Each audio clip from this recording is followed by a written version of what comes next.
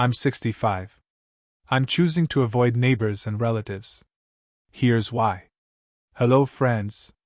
Today, I want to share a deeply personal and perhaps controversial decision I've made at this stage of my life. I've chosen to keep my distance from certain neighbors and even some relatives. I know this might sound harsh, but as I've grown older, I've come to realize that not every connection or relationship is worth the emotional energy it demands. Let me explain why. If you enjoy this video, give it a thumbs up. Don't forget to subscribe and turn on notifications so you never miss an update. 1. Time becomes more precious at 65. At 65, time feels like a treasure you hold tightly, knowing its value has grown immeasurably with each passing year. There's a clarity that comes with age, a sense of urgency mixed with calm acceptance. You begin to realize that the hours you once gave away so freely to obligations, meaningless conversations, and people who didn't truly care are no longer negotiable. Time, at this stage of life, is no longer just a resource. It is the essence of your existence, and how you spend it determines the peace and fulfillment you feel each day. Looking back, I often wonder how much of my time I let slip away in my younger years, driven by a sense of duty or guilt. I remember the endless favors for neighbors who rarely reciprocated, the family gatherings where tension hung heavier than joy, and the acquaintances who filled the silence but never truly understood me. In those moments, I didn't recognize the price I was paying. But now, at 65, the lessons are clear, and they've changed the way I approach every interaction. Time teaches you that not all relationships are equal. Some add meaning and warmth to your life, while others take without giving. I've learned that saying no is not selfish, it's necessary. Declining an invitation to a gathering where I'll leave feeling drained or stepping away from a conversation filled with negativity is an act of self-preservation. It's not about shutting people out but about honoring myself enough to choose how I spend these precious moments. What I've come to embrace most is the beauty of slowing down and savoring the little things, a quiet morning with my coffee, the way the sunlight dances on the leaves in my garden, or simply sitting with my thoughts. These moments are no longer fleeting. They are the fabric of my days. Time feels richer when it's spent intentionally, and I've found that I'm more at peace with myself and the world when I let go of the constant pull to do more or be more for others. There's also a deep sense of gratitude that fills my heart when I reflect on the time I still have. I'm not in a race anymore, I'm on a journey of appreciation. Each day is an opportunity to find joy, to love myself and those who truly matter, and to let go of the distractions that once consumed me. My time is my own now, and I protect it fiercely, not out of fear, but out of a deep understanding that it is the most precious gift I have left to give. This clarity didn't come all at once. It was shaped by years of experiences, by mistakes I made in trusting too easily or spreading myself too thin. It was shaped by losses that reminded me how fragile life is and by moments of solitude where I learned to enjoy my own company. Time has become a teacher, and with its lessons I've found freedom, not to fill my days with busyness, but to spend them in ways that bring me genuine peace and happiness. So yes, time has become more precious to me than ever before, and in honoring it, I've found that I am also honoring myself. That's a lesson I wish I'd learned earlier, but perhaps it's one that only truly comes when you're ready to embrace it. At 65, I am ready, and it feels like a gift. 2. Boundaries are essential. As I've grown older, I've come to understand that boundaries are not just guidelines, they are lifelines. They protect our peace, define our relationships, and most importantly, honor the person we've worked so hard to become. At 65, I no longer feel the need to explain or defend the boundaries I set. They exist because I've earned the right to live my life on my own terms, shaped by years of experience, heartbreak, and hard-won wisdom. When I was younger, I thought being available to everyone was a sign of kindness. I believed that giving my time, energy, and emotional space to anyone who asked was the right thing to do. But that constant availability came at a cost. I didn't see it then, but every time I said yes to something that drained me, I was saying no to myself. Over time, that imbalance leaves you weary, disconnected from your own needs, and yearning for a sense of control over your life. Boundaries became my answer. They didn't appear overnight. It took years of self-reflection, mistakes, and courage to implement them. At first, setting boundaries felt selfish, almost cruel. How could I say no to a relative who needed help or a neighbor who wanted to chat endlessly about their problems? But I began to realize that saying no wasn't an act of rejection, it was an act of self-respect. I wasn't closing doors. I was opening space for the things that truly mattered to me. I've learned that boundaries are not about pushing people away but about inviting the right ones closer. They help you define what you will and won't tolerate, not out of anger, but out of love for yourself. For me, that has meant politely stepping back from people who thrive on gossip or negativity. It's meant limiting time with relatives who only bring drama into family gatherings. It's meant choosing to engage with neighbors who respect my space rather than those who treat my time as an open invitation. These choices haven't always been easy. Some people don't understand boundaries, and others may resent them. But at 65, I've come to realize that I'm not responsible for how others feel about my choices. My responsibility is to myself, to ensure that my days are filled with peace and joy rather than stress and conflict. I no longer feel guilty about protecting my time and energy. Instead, I feel empowered. Setting boundaries has also taught me how to communicate more clearly. I've learned to say no without apology, to express my needs without hesitation, and to step away from situations that no longer serve me. These are skills I wish I'd developed earlier in life, but I take comfort in knowing that it's never too late to learn. Each boundary I set reinforces my belief that I deserve respect from others and from myself. The most beautiful part of establishing boundaries is the freedom it brings. I now have room in my life for what truly matters, whether it's spending quiet afternoons with a good book, enjoying time with loved ones who uplift me, or simply sitting in my garden savoring the stillness. My days are no longer dictated by obligations to others. They are guided by my own sense of purpose and joy. At this stage of life, I realize how precious every moment is, and boundaries ensure that I spend those moments wisely. They are not walls meant to isolate me but rather gates that I control, deciding who and what enters my life. With each decision to uphold a boundary, I am reminded that I am worthy of peace, happiness, and fulfillment. Boundaries are essential because they remind us that we have the power to shape our own lives. They give us the strength to choose what aligns with our values and the courage to let go of what doesn't. At 65, I no longer see boundaries as something to be feared or avoided. I see them as one of the greatest gifts I can give myself, a gift of peace, clarity, and the freedom to live authentically. 3. The truth about neighbors. At 65, I've come to realize that living near someone doesn't necessarily mean living with them. Neighbors are a peculiar part of life. They are people whose lives run parallel to ours, sharing the same streets, seasons, and views from their windows.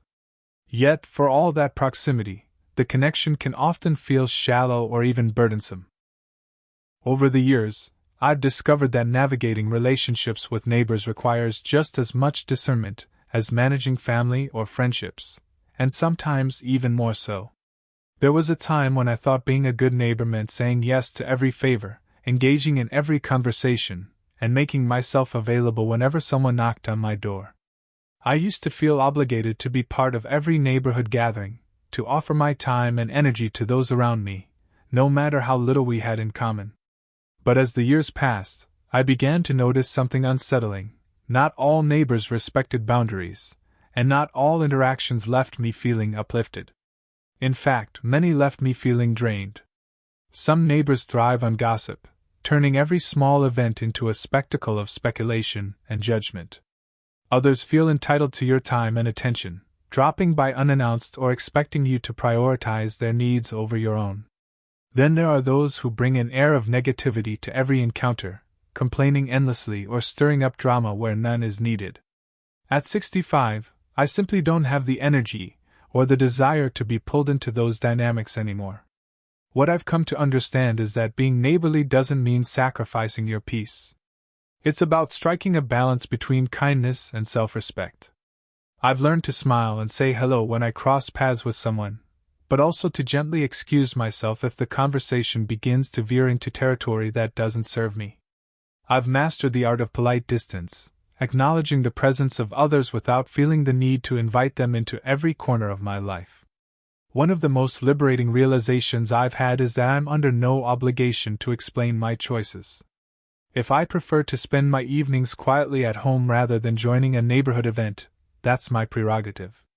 If I choose not to answer the door when someone shows up unexpectedly, I'm protecting my space, not being rude. At this stage of life, my home is my sanctuary, and I guard it fiercely. It's where I find peace, recharge my spirit, and create the moments of joy that sustain me.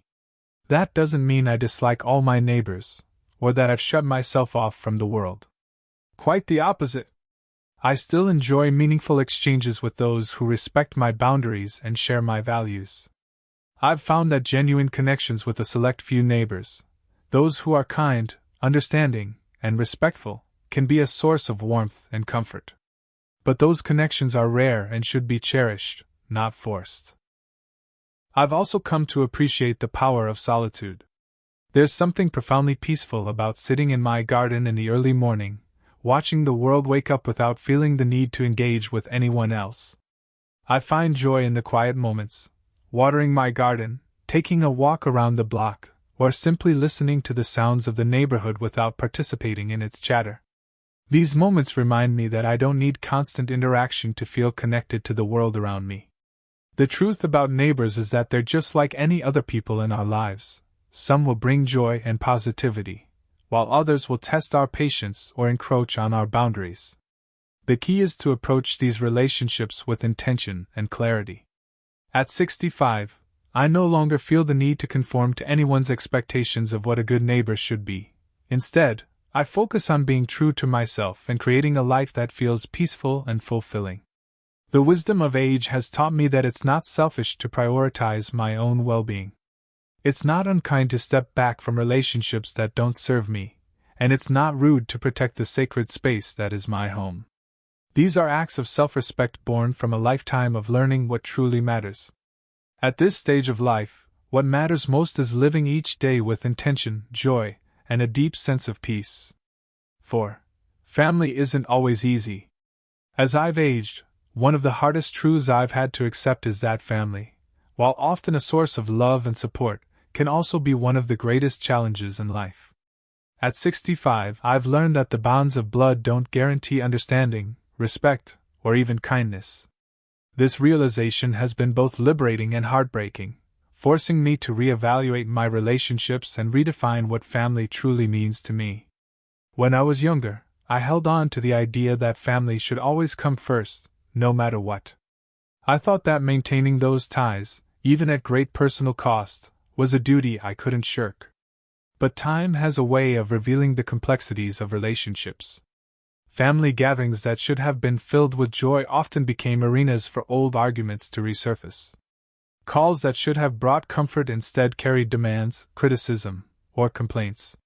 Somewhere along the way, I began to see how much of myself I was sacrificing to uphold connections that weren't built on mutual care. It's a difficult thing to admit when family relationships become toxic. There's an inherent guilt in stepping back, a voice that whispers, "But they're your family." I've felt that guilt many times. But over the years, I've come to understand that being related by blood doesn't give someone the right to hurt you, manipulate you, or take advantage of your kindness. Respect, trust, and love are earned, even within a family, and they must flow both ways to be meaningful. At 65, I've chosen to prioritize my peace over the societal expectation that family should always come first. This doesn't mean I've cut ties completely or harbor resentment. It simply means I've set boundaries to protect myself. If a family member brings more stress than joy into my life, I see less of them. If a conversation consistently leaves me feeling drained or diminished, I engage less. And if a relationship has no respect for my time, values, or well-being, I've learned to let it go. This process hasn't been easy. Letting go of family ties, even partially, feels like letting go of a part of yourself. There are memories attached to those bonds, birthdays, holidays, shared laughter, that make the distance feel like a loss. But there's also a profound sense of freedom in recognizing that I don't have to hold on to relationships that harm me. I can choose to focus on the family members who bring light into my life, who listen, support, and genuinely care, and I can create space for chosen family, friends, and loved ones who have become just as important, if not more so, than those I'm related to by blood. One of the most valuable lessons I've learned is that stepping back doesn't have to mean shutting down. I've found ways to approach difficult family relationships with compassion, even from a distance. I no longer engage in arguments or try to change people who have no interest in changing. Instead, I've learned to accept them for who they are while recognizing that I have the right to protect my own happiness. Family isn't always easy, and it's not supposed to be. These relationships are some of the most complex we navigate in our lives, filled with shared history, deep emotions, and conflicting expectations. But at 65, I've learned that it's okay to let go of the idealized version of family and embrace the reality of it instead. It's okay to prioritize your mental and emotional health, even if it means redefining what family looks like for you. The beauty of this stage in life is that it brings clarity. I no longer feel the need to please everyone or meet unrealistic expectations. I no longer chase approval or cling to relationships that leave me feeling empty. Instead, I focus on the connections that nurture my soul, whether they're with family, friends, or even myself. In doing so, I've found a sense of peace that I wouldn't trade for anything. Family isn't always easy, but it's a part of life that teaches us resilience, forgiveness, and the importance of self-respect. At this stage, I choose to carry those lessons forward, using them to create a life filled with love, not out of obligation, but out of genuine connection and care. That, I believe, is the truest definition of family. 5. The joy of solitude. At 65, I've discovered that solitude is not something to fear, it's a gift to cherish. It's a quiet space where I can reconnect with myself, free from the noise of the world and the expectations of others. In my younger years, I might have mistaken solitude for loneliness, but now I see it for what it truly is, a sanctuary of peace, reflection, and self-discovery. Life has a way of pulling us in many directions. When we're younger, we're caught up in the demands of work, family, and social obligations, rarely stopping to ask ourselves what we truly want or need. Solitude often feels like a luxury we can't afford, or worse, something to avoid because it forces us to confront our thoughts and feelings. But with age comes a different perspective. I no longer see solitude as something imposed upon me. Rather, it's a choice I make for my well-being. The beauty of solitude lies in its simplicity. There's no need to explain myself or meet anyone else's expectations. I find joy in the quiet moments of my day, a cup of tea in the morning as the world slowly wakes up, the rustle of leaves in my garden as I tend to my plants, or the soft hum of a favorite song playing in the background as I lose myself in thought. These moments remind me that peace doesn't come from external achievements or recognition, it comes from within. Solitude allows me to reflect on my journey, to revisit the memories that have shaped me, and to acknowledge the struggles that have made me who I am.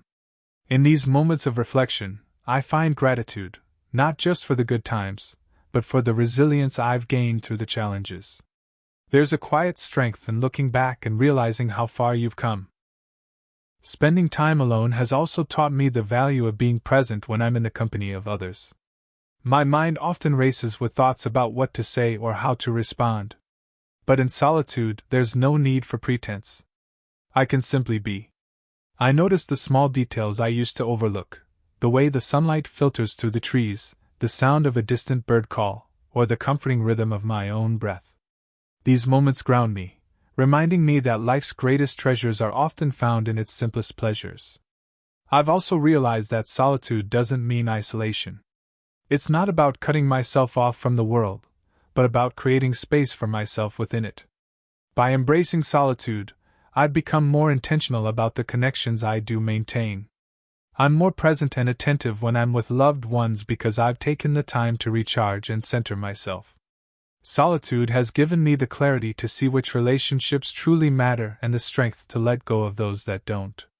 There's a quiet confidence that comes with embracing solitude, the knowledge that I am enough, that I don't need constant validation or companionship to feel complete. This realization has been one of the most liberating parts of growing older. I no longer feel the pressure to fill every moment with activity, or every silence with conversation. Instead, I find contentment in the stillness, knowing that it's in these moments that I come closest to understanding myself. Solitude is a teacher, and its lessons are profound. It has shown me the importance of slowing down, of listening to my own thoughts, and of honoring my needs. It has taught me that it's okay to step back from the world, not out of bitterness or withdrawal, but out of a deep respect for my own well-being.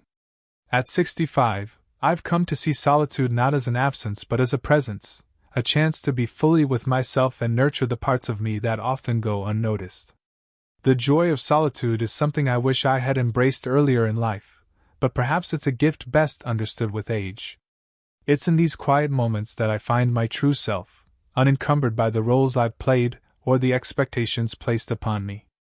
And in that self, I find a peace that no amount of social interaction could ever bring. So, I welcome solitude with open arms, knowing that it's not a retreat from life but a deeper dive into it. It's where I find clarity, strength, and joy, a joy that's not fleeting or dependent on others, but rooted in the steady, unshakable foundation of my own soul. That, to me, is one of the greatest gifts of this stage of life. 6. Selective relationships are healthier. At this stage in life, I've come to embrace the power of choice when it comes to relationships. I no longer feel the need to hold on to connections out of obligation or nostalgia. Instead, I focus on the quality of the relationships I maintain, knowing that meaningful bonds are far more valuable than the number of people in my social circle. In my younger years, I often felt the pressure to be everything to everyone, a supportive friend, a dependable family member, a sociable neighbor. I stretched myself thin trying to meet expectations, even when it left me feeling exhausted or unfulfilled. But as the years have passed, I've come to realize that not every connection is worth the effort it requires to maintain. Some relationships are like seasons. They serve a purpose for a time, but they are not meant to last forever. Being selective about who I spend my time with doesn't mean I've become bitter or antisocial. It means I've learned to value my energy and my peace. I seek out relationships that are mutual, where both parties give and receive in equal measure. I look for connections that bring joy, encouragement, and understanding, rather than those that leave me feeling drained or burdened. And I've learned to walk away from relationships that no longer serve me, not with resentment, but with gratitude for the lessons they've taught me. This shift in perspective has been transformative. By choosing to surround myself with people who genuinely care, I've created a circle of support that uplifts me rather than weighs me down. It's not about having a large group of friends or a busy social calendar. It's about cultivating meaningful moments with those who truly matter. These connections, however few, add richness to my life that no amount of superficial interactions could ever provide. Selective relationships are not just healthier, they are freeing. They allow me to invest my time and energy in the people who align with my values and who respect the person I've become. At 65, I understand that my time is precious, and I choose to spend it with those who bring light into my life. In doing so, I've found a sense of contentment and fulfillment that eluded me in my younger years. It's a lesson I've learned with age, and one I treasure deeply. 7. Protecting your peace. Protecting my peace has become my guiding principle, a commitment to myself that I will no longer sacrifice my well-being for the sake of others' expectations or demands. At 65, I've come to see peace as the foundation of a good life, and I guard it fiercely. Life has taught me that peace doesn't come naturally. It must be cultivated and protected. It requires intentional choices about who I allow into my life, how I spend my time, and what I permit to occupy my thoughts. There are so many forces in the world that threaten our peace: conflict, negativity, and the relentless pace of modern life. For much of my life, I allowed these forces to invade my world, thinking it was my duty to handle them or that they were simply unavoidable. But now I see that peace is not something that happens to you, it's something you create. Protecting my peace often means saying no to invitations that feel more like obligations than joys, no to conversations that spiral into negativity or drama, and no to people who take more than they give. It means stepping away from situations that threaten my emotional or mental health, even if it's difficult or uncomfortable. It's not about being selfish, it's about recognizing that my well-being matters too. At 65, I've also come to understand that protecting my peace isn't just about avoiding negativity. It's about actively seeking positivity. I fill my days with activities that nurture my soul: reading, walking, spending time in nature, or simply sitting in silence. I seek out relationships that bring me joy and comfort, and I surround myself with beauty and tranquility wherever I can find it. These are the things that sustain me, that remind me of the goodness in the world and restore my sense of balance when life feels overwhelming. Protecting my peace has also helped me approach challenges with greater clarity. When I'm not bogged down by unnecessary stress or conflict, I can face difficulties with a calm and focused mind. I've learned that peace doesn't mean the absence of problems. It means having the strength and perspective to handle them without losing myself in the process. This commitment to peace has transformed my life. It has given me the freedom to live authentically, to honor my own needs and desires, and to create a life that feels truly my own. At 65, I no longer chase after the approval of others or the distractions of the world. Instead, I protect my peace with everything I have, knowing that it is the greatest gift I can give myself. In doing so, I've found a deep, abiding sense of contentment that I wouldn't trade for anything. A final thought. Choosing to avoid certain neighbors and relatives isn't about bitterness or anger. It's about self-respect and recognizing what you need to live a happy, peaceful life. At 65, I've learned that happiness often comes from simplicity, fewer conflicts, fewer obligations, and more time spent doing what you love with those who truly matter. So if you find yourself feeling the same way, if you're choosing solitude or being selective about your relationships, know that you're not alone. It's not selfish, it's self-care. And at this stage of life, self-care is one of the greatest gifts we can give ourselves. Take care, friends. Remember, it's never too late to put yourself first. These lessons are meant to inspire you to live fully and authentically. Now, I'd love to hear from you. Take a moment to reflect and share one thing you've learned and plan to apply in your own life. Let's support each other on this journey toward embracing these truths. If you enjoyed this video, please leave a comment with one thing you've learned. If not, feel free to comment with 0. Your feedback means a lot to us. Don't forget to like, share, and subscribe to our YouTube channel for more content like this. Thank you for watching, and here's to living life on your own terms.